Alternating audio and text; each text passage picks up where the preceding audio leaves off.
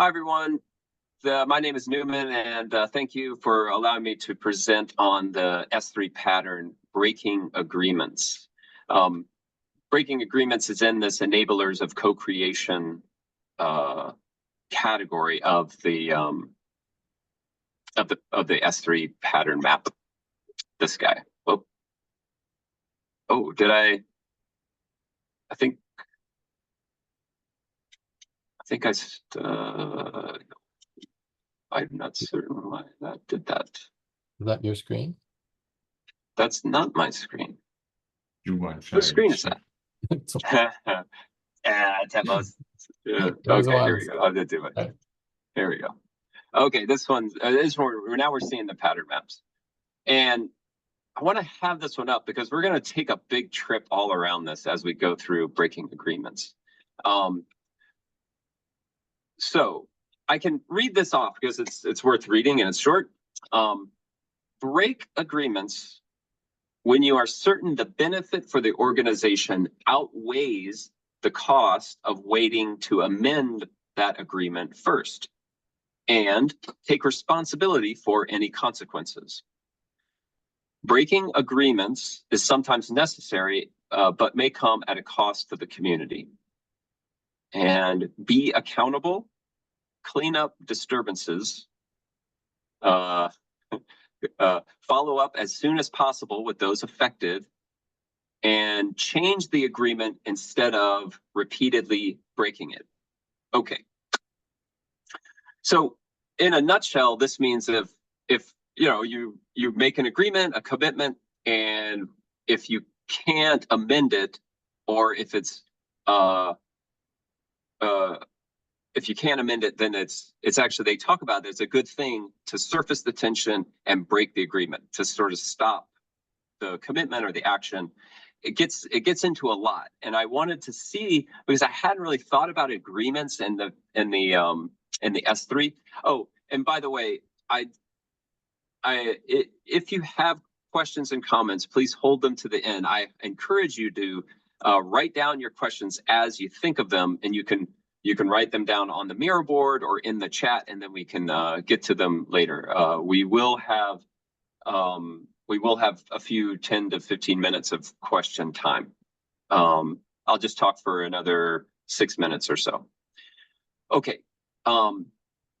Breaking agreements. And agreements, I was like, what about agreements? And so I did a search through all of the S3 materials for agreements. And it turns out that it's really important. Agreement is an important part of S3. You could also call agreement as a commitment or a contract, etc. So these breaking agreements fits in with all the other collaboration patterns. It's in the enable co-creation category, and it relates to most of the other patterns via agreements through this agreement process. And so here is the glossary entry on agreement: an agreed upon guideline, process, protocol, or policy designed to guide the flow of value. So in this case, what are agreements? Like, what could you break? Well, you could break a process or a protocol or a policy. You could break an agreement. And if we look at artful participation, which we might as well do,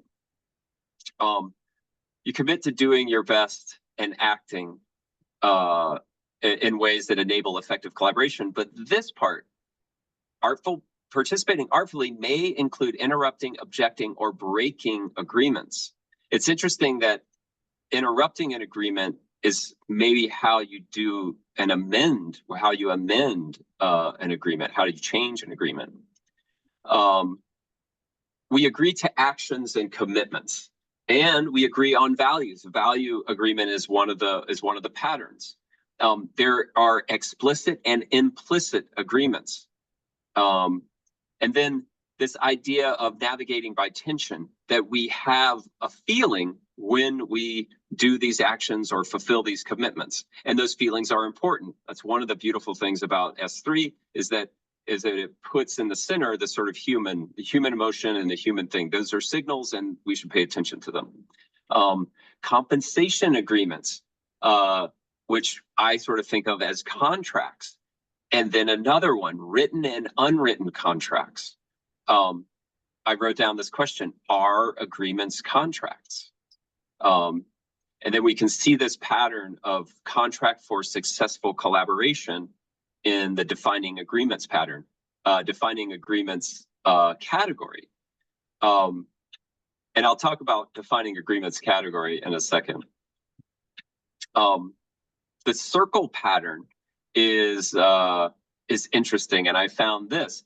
A circle can be permanent or temporary, self-organizing. A circle is responsible for its own development and its body of agreements. So a circle can be looked at as a body or collection of agreements. I thought that was really fascinating. From the role pattern, which is in the building organizations category, in S3, guidelines, processes, protocols created by individuals in roles are treated as agreements. So I think that agreements really have a core part. They're a large part of S3. Now, this was interesting. This is from the category of defining agreements. There's this, let me see if I can make this bigger. That didn't help. There is a process for that on one end starts with noticing tension, and then on the other end is evolving an agreement. So this idea that agreements will evolve, and part of it is breaking agreements, but it also could be interrupting or amending an agreement. So all of this is to sort of say, hey, agreements are super important. And that we've got an entire category around starting agreements, but what about stopping agreements?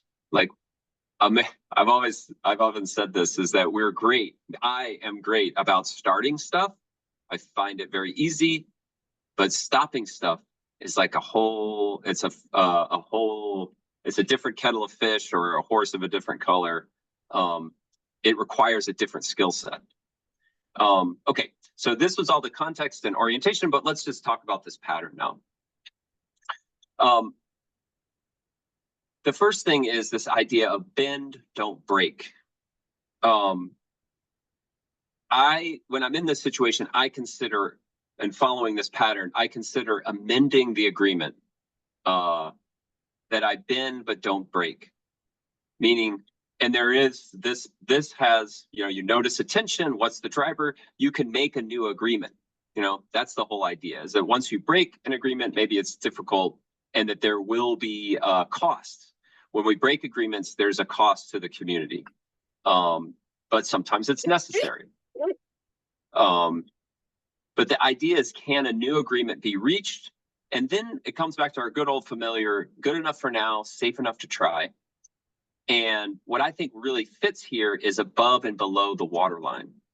And when breaking an agreement, if it's above the waterline, it's relatively easy. Oh, I didn't do that. It's above the waterline. Okay, we'll have to figure out something, or et cetera, et cetera. But if you determine that it's below the waterline, that's sort of like if you break the agreement, then things break and go kaput completely. And what I wrote was, respect for the defining agreement process. Again, this thing, that when a tension is formed, then it's sort of a back to the drawing board moment. So this whole idea of breaking versus amending the agreement is the first point that I want to make. And then the next point that I want to make is this responsible and accountable. When I'm following this pattern, I take responsibility for the consequences of breaking an agreement. This is difficult because you don't know what the consequences are when you break the agreement. And sometimes your hand is forced. You have to break the agreement. Here's the guidance that they give us about this. Clean up disturbances. There will be disturbances and they must be cleaned up. I thought that was sort of silly in a way. Follow up as soon as possible with those affected.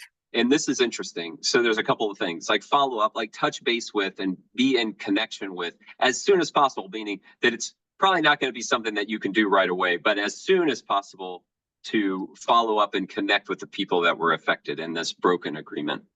And then there's two parts of this: change the agreement and repeatedly breaking agreement. So this is sort of like when the person makes an agreement, for instance, in an organization, is to show up on time, but they can never do it. And it's like, oh, yeah, you can't show up on time. So you make a new agreement. So instead of starting at 9 o'clock, we start somewhere between 9 and 9:15. That's like a new agreement. We just make a new agreement. We reframe the problem. And then, and then we see if, the people who are late just start showing up at 9:20 and 9, see what I'm saying? Then it's a more dynamic way of addressing these things. Okay, so I've come to the end of my presentation part, and I'm wondering if anyone out there has some questions. I have a few here that we can use to start off, but if anyone, please raise your hand if you have any that are burning, or if you've written any down in the Miro.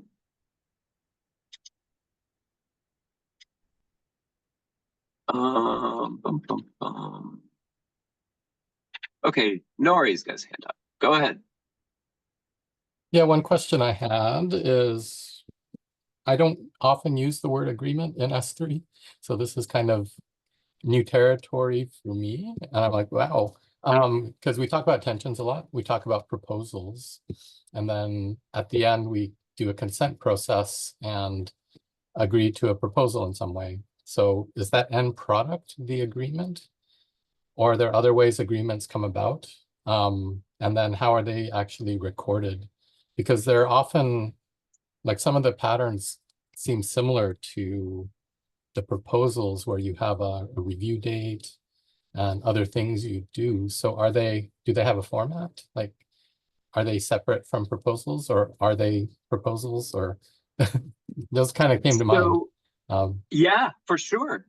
I think I don't see, I think that it's, I think what like this sort of the end product or the discrete unit, I think it's one of those things like subatomic particles, or it's a foundational, or it's a constituent or a component of a proposal or a component of a protocol.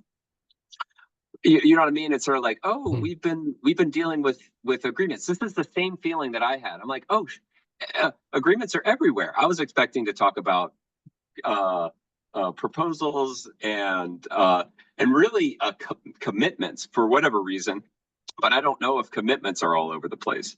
But it makes sense to me that for instance, a proposal is putting forth a new agreement that we can agree to, and the explicitness, writing things down, I think is a really important part, so that we write down and we understand as agents, as role keepers, as circles, we understand what our commitments, agreements, that we consent to in a protocol, in a proposal.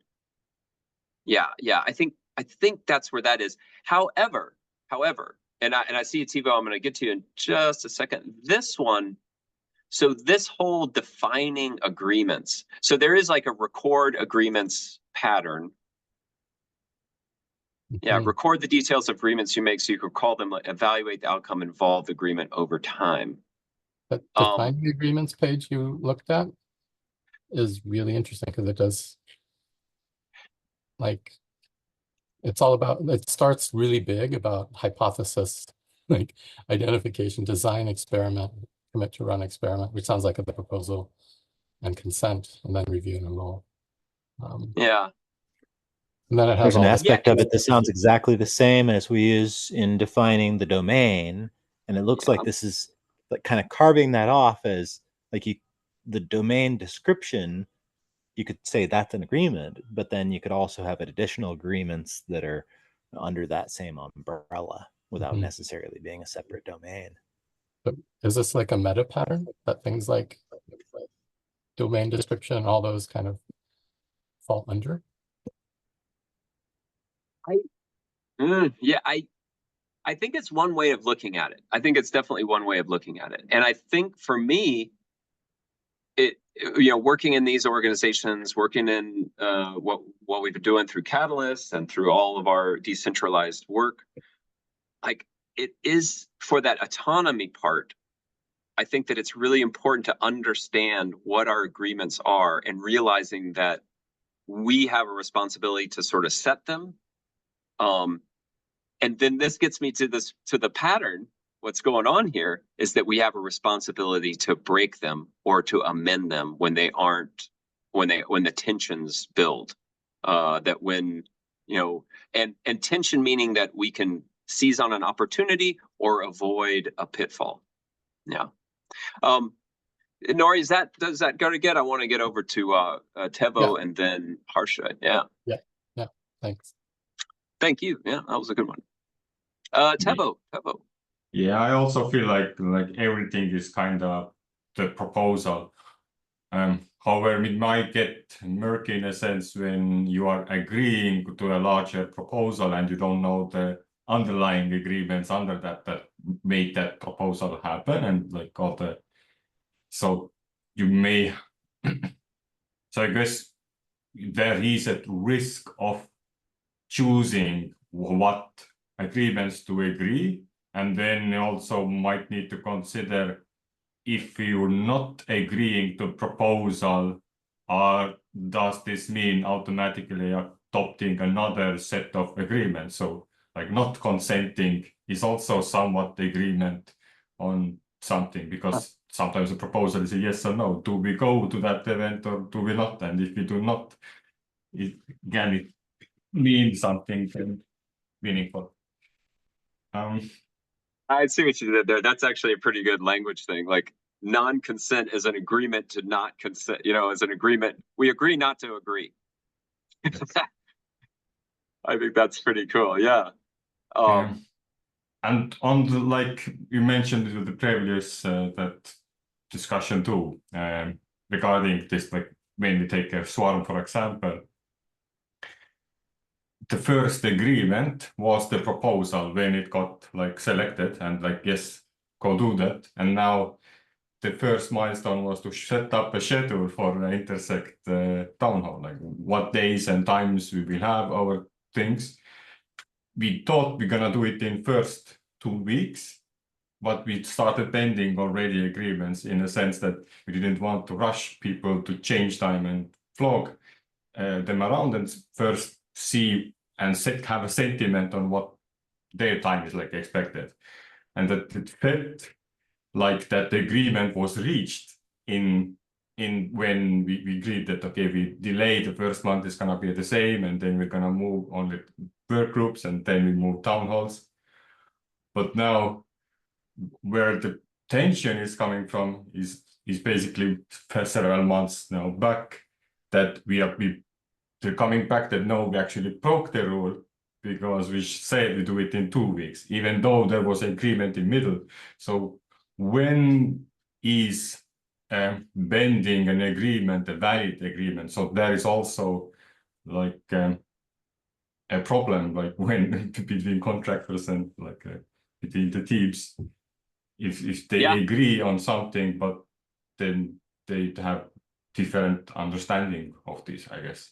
Yep. And beautiful sort of set that way. I do think basically what this pattern asks us is to change the agreement, is to go back into this, what is the driver, the requirements, like is the requirement to have these to this letter, can the agreement be changed and altered? That's sort of what this is giving us. It's saying, first, before you break the agreement and cause this disturbance, the cost to the community is to really think and to go through these other processes to bend or amend the agreements. But I think that's a really beautiful example, actually. And I imagine it goes on all the time with these with these projects and proposals like in Catalyst and other places. Tavo, is that good, or do you think that's? I would actually even add more, because what I even realized is that the biggest danger maybe is that when you're given agreement to create the framework and the structure, and then you co-create it with other members, and then you come back to this original driver or tools who provided you the power to do that, and they said, no, this is not the result. We didn't want that kind of structure. And so it's clearly there is a huge tension, and that needs to be understood between like what is the expectations then from framework, when initially it was like, yes, this what you wrote, do that, but once it's done, no, this is actually not what we want. But you don't even know how to write it down. So basically, I guess that's the middle part where you have to again write it down, agree again, still do again. But yeah, the problem So I guess with DataSect is that they don't even want to fund that. So it's like, so do what it this for tells free.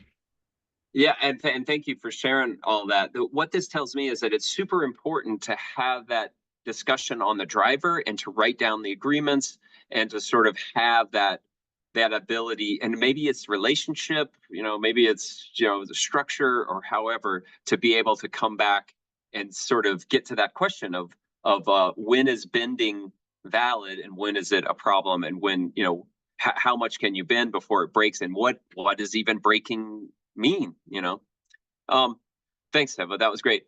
Harsha, we've got a couple of minutes left. I'd love to hear what your thoughts are. I was just curious about who initiates the process of agreement. For a proposal, we know that it could be like one individual or a group of individuals that propose. So in terms of agreements, how do you think that happens? And is agreement between two people or more than two people? What are you guys thinking about that?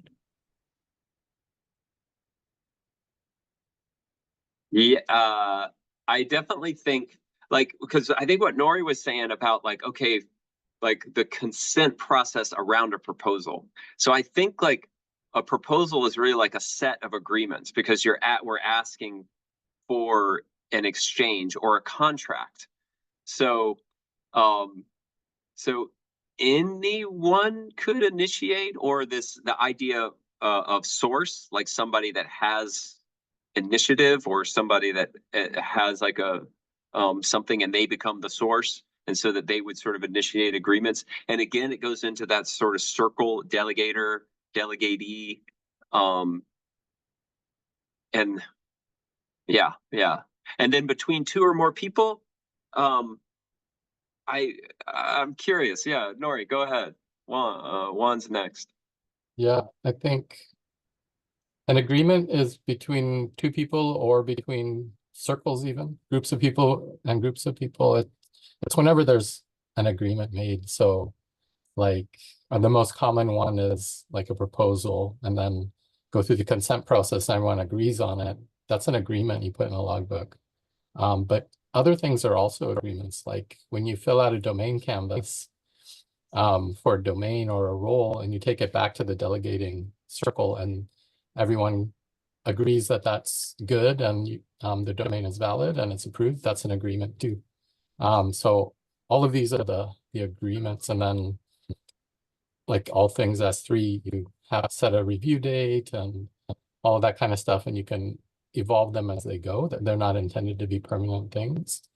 So it's anytime there's an agreement between one or more people, that's kind of the thing.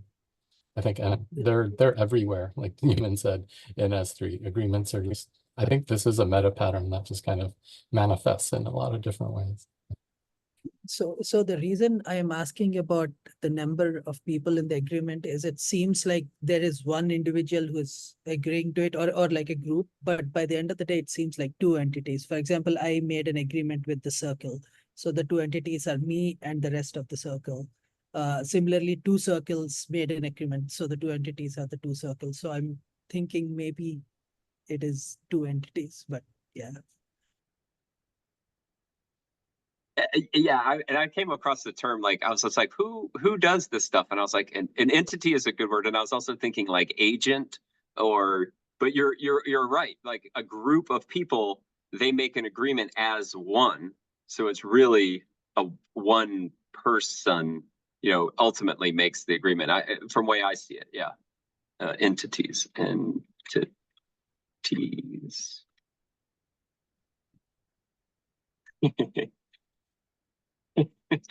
All right, Juan. All right, I've got 50 seconds on the clock, but I'll pause it before it causes you any No distrust. problem. So go Yeah, ahead. no, I just wanted to read the definition of the agreements from the Practical Guide of Sociocracy. It says an agreement is an agreed upon guideline, process, protocol, or policy designed to guide the flow of value. So that applies to anything we do, but sometimes they can be expressed verbally or not. But it's like me. I just came to the meeting and disrupted with the coming late and then saying, I mean, all those things are no things that are explicit, but are disrupting. But I'm not taking it personally. I just want to use it as an example, as an educational example here. I think it's a great agree. And we have an implicit agreement that it's totally cool to come late to meetings because of the flow of value. Like it doesn't disrupt enough.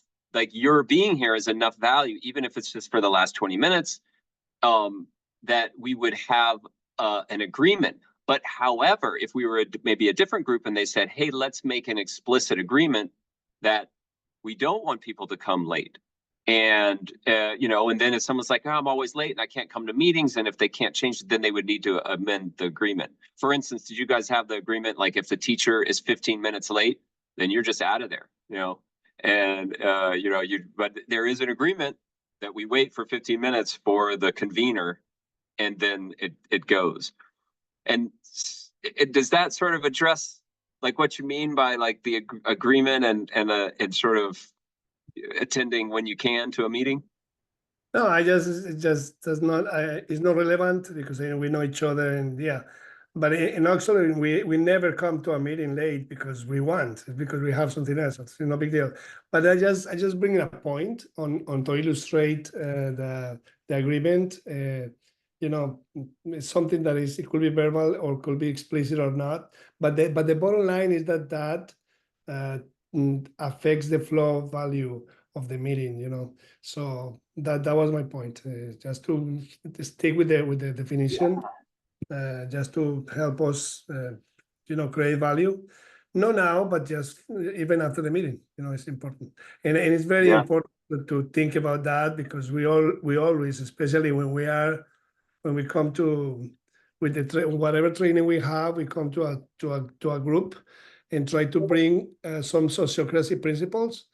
We always find that as a first barrier or a first how you call it better, first tension, which is how do we establish the agreements to continue the meetings, not the meeting, but the meetings with certain things that are already, said of value with sociocracy. It's with my experience with the group that I'm in. I'm trying to bring some concepts with sociocracy, but there is always a little line, a thin line between what I suppose they know and what they really know and do. So every time we come, we have to bring back all those principles and all those agreements to make sure, the flow value increases every time we meet. Thank you, Juan. And I feel like when I get in a room and we get to discuss this in this focused way, I feel like we are really creating value.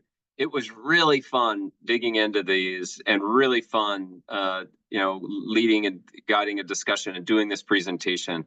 I really want to thank you all. I'm so appreciative of the group, and I think we can maybe pass it on now. Thank you.